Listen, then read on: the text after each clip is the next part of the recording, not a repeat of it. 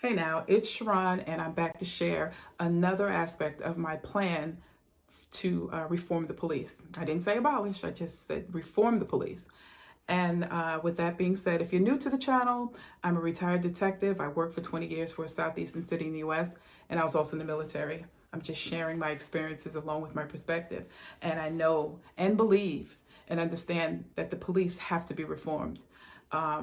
Again, not abolished, just reformed.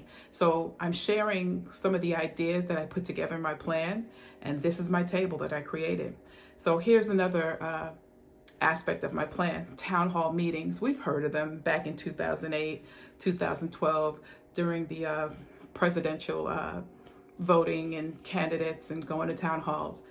On a local level, the officers could either create the town hall meetings or go to the town hall meetings. They might not be called town hall meetings, but wherever the community is getting together to brainstorm, the officer can take some information and bring some information. And what I mean by bring information, create a bulletin with the number of arrests for that area or that beat or that jurisdiction, if you will.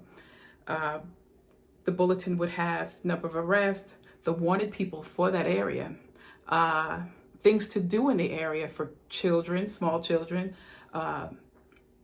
teenagers, and local level sponsored events in the bulletin. And the officer could give that information out at the town hall meeting. I tried doing it. I would do it just through sheer initiation when I would show up at different meetings for the neighborhood.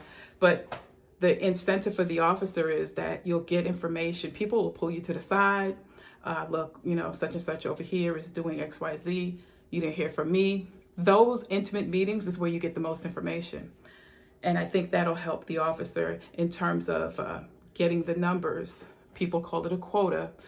We used to call it productivity. I did a video about that almost 2 years ago. But getting back to my point, schedule or create town hall meetings on the jurisdictional level for the officer. The officer can also bring in his or her stats and put it in the bulletin. Look, I've been to these schools within the last month. Here's what we talked about.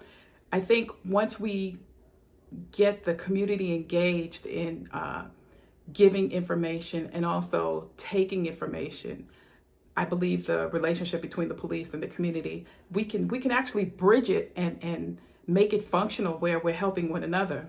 Because a lot of times, police, we go in, we're going to tell you what to do. This is how we doing it. This is what you're going to do. That posturing is, I have some words for it, but I'm not going to say it on this. Yeah. So again, create some town hall meetings. The beat officer can do this and either find out where the town hall meetings are or form your own. People will show up. And like I said, bring some information and give some information. And that empowers the community and it allows them to engage. And I think you'll see an improvement because I did it and I got some good information. But that's all I want to share with you guys. Take a look at our online store. The link is in the description. I created some notebooks. The links for those in the description. And it is Resurrection Sunday. Christ is risen, you guys. And always remember, you don't necessarily have to go through a thing to learn from it. Talk to you guys later. Bye.